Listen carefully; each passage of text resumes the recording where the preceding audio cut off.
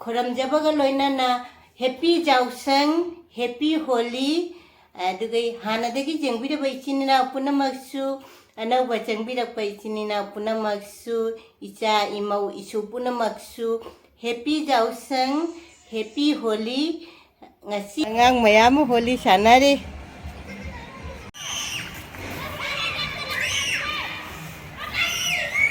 Happy Holi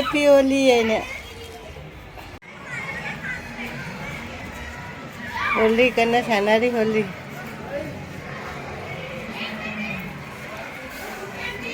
Holi karena sanari becapi maca.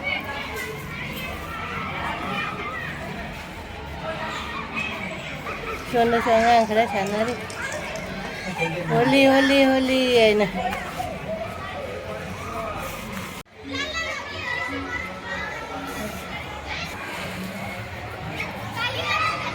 Holi karena sanari ro ada api tenari apa?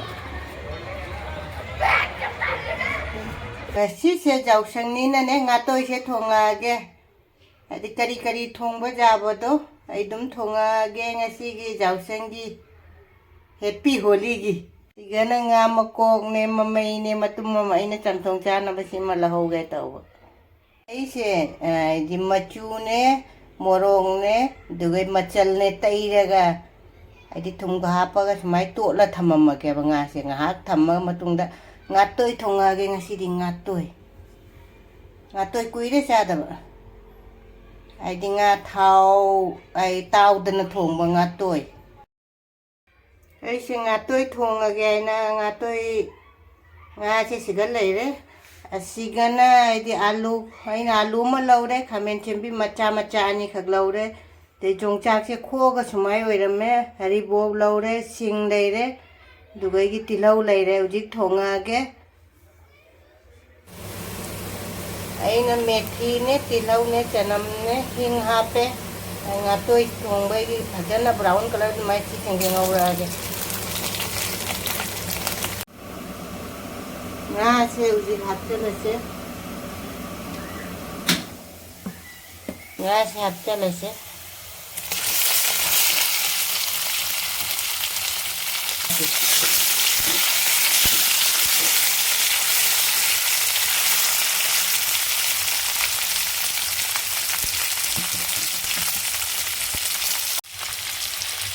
nga to nga se bhajana ngauri uji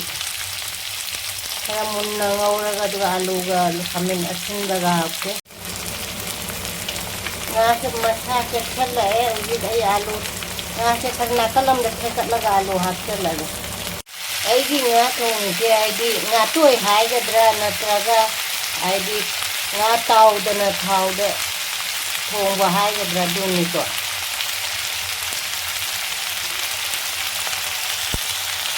ai ke jongcha kari bo ki to hapchala ge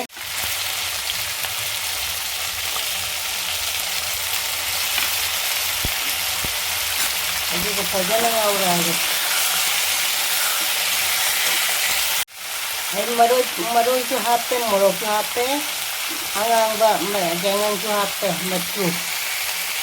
Ini saja okai. Saja na caure. Jika di Yaosang se, Holi se. Jika di atom mau jam jane ya ba. Hakum dia idum hauri, cai kuding hauri. Ini di haubong amde, jubi sulai deh. De gulab jamun powder, dadu sulai ya ba. Udare gumchidi aigi nga thongba se nga taudna thongba se nga toi hai gada taudna thongba se adi jare uji phadi ko hapcha lage loisal lage loire nga thongba se mai chu nange phadak laure ine Sinju se sura thamme Sinju se khara kangna kaino to dun tari chotha bane ba aduna kobi se sure Sinju taurage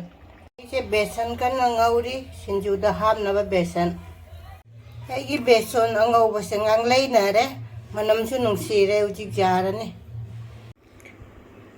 ngasi di nga thau da na thongba nga toi hai gadra tau da na thongba ne duga chom da chalagana Sinju ma laire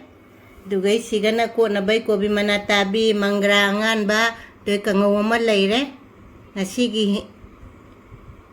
hinjang siya sini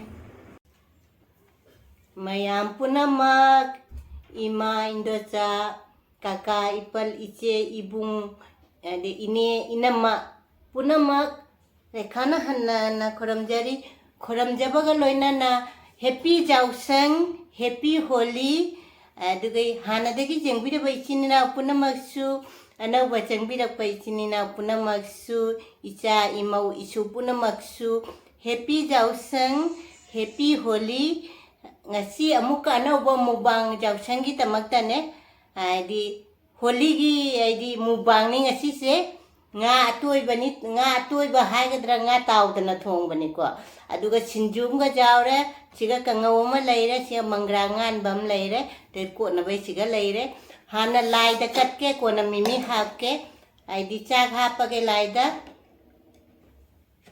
sinju hapage sinju se phajana thonga bane doi nga thongba hapage doi mangrangan ba hapage doi kobi ko na bai chakra hapage se laigi hana katlage se laigi siga thamme lai katlabani na ujit mimi se khatang hapchane ko mimi hapaga hawbasu hengan na ba karau Yaosanggi bandra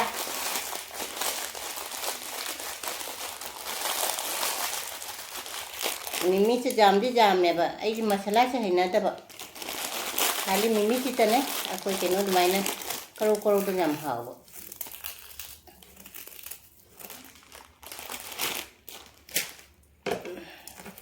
itu tokai raga ci sinju ce ini sinju di tokai ra bane ba dugai dugane ini cina hainoni ko cina ngamaru ham na bene ina propani cina ko na bene adu cina puna mayanda Yaosang aho bagi kaino bandra pija dura bane ina bandra wena ilage jongcha ka ham na nga se phat asa mayam na amta haibiro ko lai chillaga chakcha ba se phatte haiba kainom hairakpani ko aigonda aidi isnao kharana igona lai chillaga aidi video nambira haibane ba adu lai se chakcha dingade lai se lokthogge aidi amo comment amala ame igona lai chilla chakcha si lai sidi aidi asengba lai do matte ba akoi alai bane ba sidi duplicate aibra duplicate laine base haiba thokte laise sona thamgrage adu chinau mayam da nga to ba thongba haigadra jongcha ka loina na nga taudana thongba dum ma atoiba haiba su jare te taudana thongba chune ko ichina puna mutanga ga loina nei lakte mi se kakhalo se haubre jengu charaga khra haibiro haure haute aido howdi jam hawda male jongcha ka tawna phajana uji nungsa saglamina Yaosang aho bagi happy amuka happy Yaosanggi bandra mayamda ingramina charase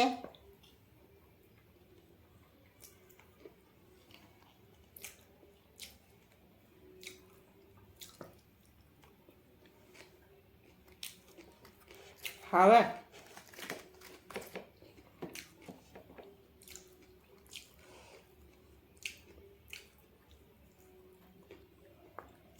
nane di ngase tauna ta thong ba ngasi dei na ko mitegi khutong da thong ga na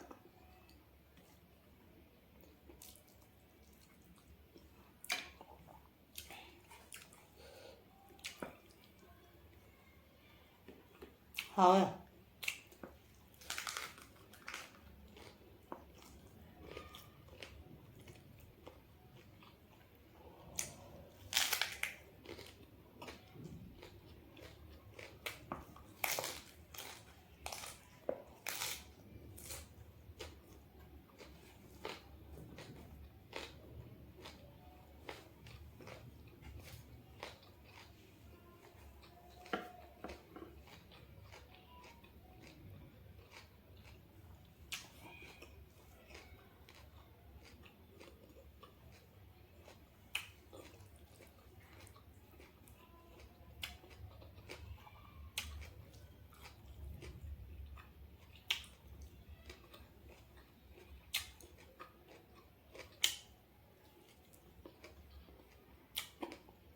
망랑한 매. 진짜 가라 속에 있는 거 봐. 밑에기야 거기 야오상 오이버드나. 지가 디 마빠나 잠랑나리 아이 마테가 ngang hồi sana bay nè apa ke ai đã khơi đi sana đây có cái gai lô chu thong mani nè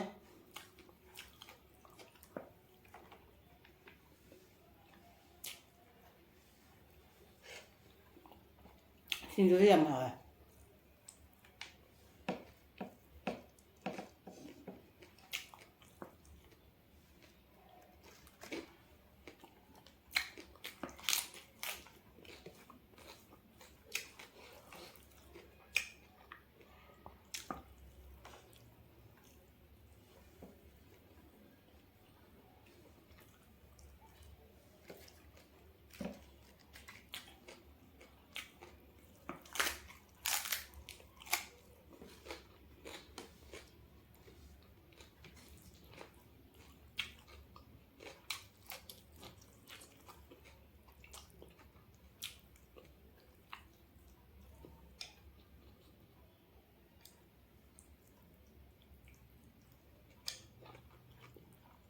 진짜 사람들 작품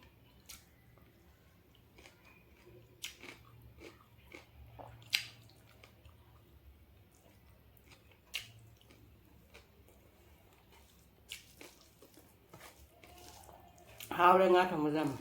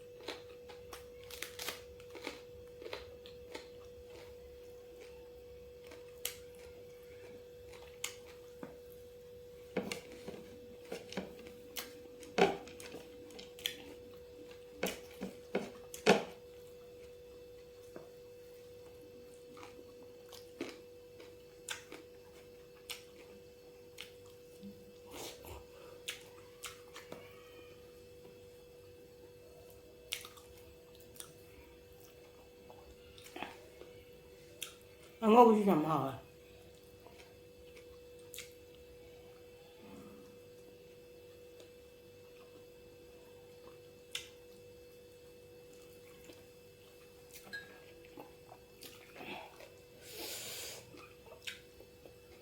đi một cái đầu đấy dùng cắt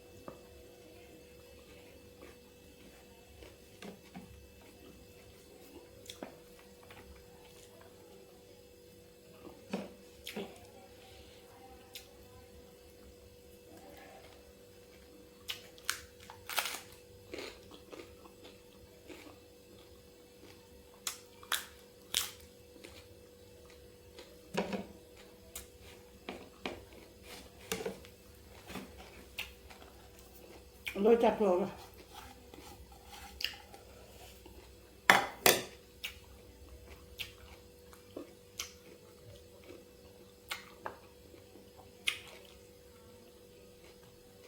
Ngon chắc.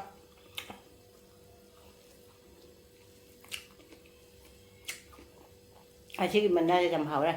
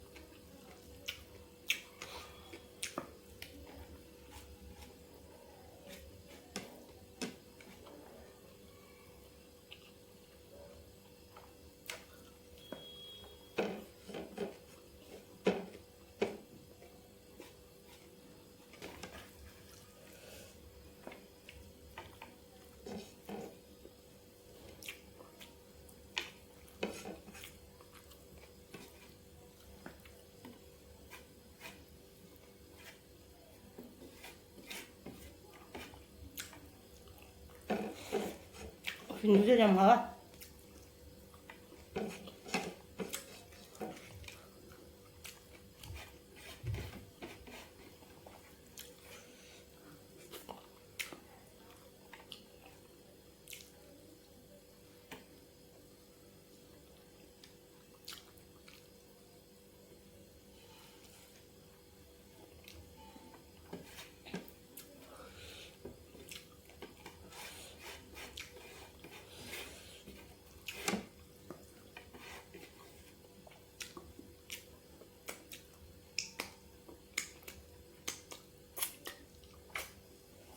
Bằng đá trên lôi trời. Sinju 좀 먹으면 잠깐만.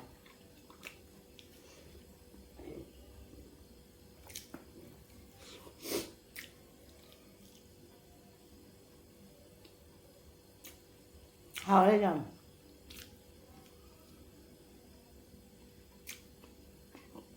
뭔가 해làm 좀 나. 이놈은 뼈 구멍이야.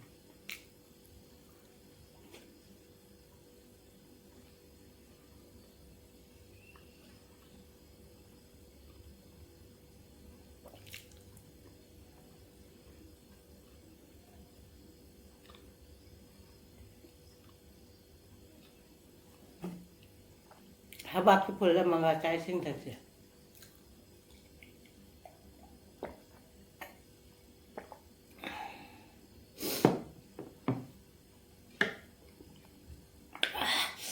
हाँ बोले नशी की junction की बन रहा से नशी की जंक्शन की बन रहा है तो ꯑꯩ ꯏꯇꯣꯟꯇꯒꯤ ꯕꯟꯗ꯭ꯔꯥ ꯍꯥꯎꯈꯔꯦ ꯉꯁꯤꯒꯤ ꯑꯃꯨꯛꯀ ꯍꯟꯅ ꯍꯦꯄꯤ ꯌꯥꯎꯁꯪ ꯍꯦꯄꯤ ꯍꯣꯂꯤ ꯉꯁꯤꯒꯤ ꯉꯥ ꯊꯣꯡꯕꯗꯣ ꯈꯨꯍꯥꯎ ꯑꯃ ꯇꯥꯈꯔꯦ ꯕꯟꯗ꯭ꯔꯥ ꯑꯣꯏꯗꯨꯒ ꯌꯥꯎꯁꯪ ꯑꯣꯏꯗꯨꯒ ꯇꯧꯔꯤ ꯃꯥꯜꯂꯦ ꯁꯤꯡꯖꯨꯗꯨꯁꯨ ꯌꯥꯝ ꯍꯥꯎꯔꯦ ꯑꯗꯨꯒ ꯑꯩꯒꯤ ꯃꯪꯒ꯭ꯔꯥ ꯆꯨꯝꯁꯨ ꯆꯥꯎꯔꯦꯗꯣ ꯀꯣꯠꯅꯕꯩ ꯀꯣꯕꯤ ꯃꯅꯥ ꯇꯥꯕꯤꯁꯨ ꯆꯥꯎꯔꯦ ꯍꯥꯎꯈꯔꯦ ꯃꯊꯦꯜꯕꯨꯗꯤ ꯌꯥꯝꯗꯦ ꯑꯗꯨꯏꯁꯨ ꯀꯥꯡꯉꯧ ꯑꯃꯁꯨ ꯆꯥꯎꯔꯦ ꯌꯥꯝꯅꯗꯤ ꯍꯥꯎꯈꯔꯦ ꯑꯃꯨꯛꯀ ꯑꯅꯧꯕ ꯏꯆꯤꯟ ꯏꯅꯥꯎꯅ ꯑꯩꯕꯨ ꯅꯨꯡꯁꯤꯕꯤꯔꯗꯤ ꯁꯕꯁꯀ꯭ꯔꯥꯏꯕ ꯂꯥꯏꯛ ꯁꯤꯌꯔ ꯅꯨꯡꯁꯤ ꯀꯃꯦꯟꯇ ꯇꯧꯕꯤꯔꯣ ꯃꯊꯪꯗ ꯑꯍꯥꯎꯕ ꯑꯃ ꯆꯥꯔꯛꯑꯒꯦ ꯑꯍꯥꯎꯕ ꯑꯃ ꯊꯣꯡꯉꯛꯑꯒꯦ ꯉꯁꯤꯒꯤꯗꯤ ꯁꯤꯗ ꯊꯝꯃꯦ ꯕꯥꯏ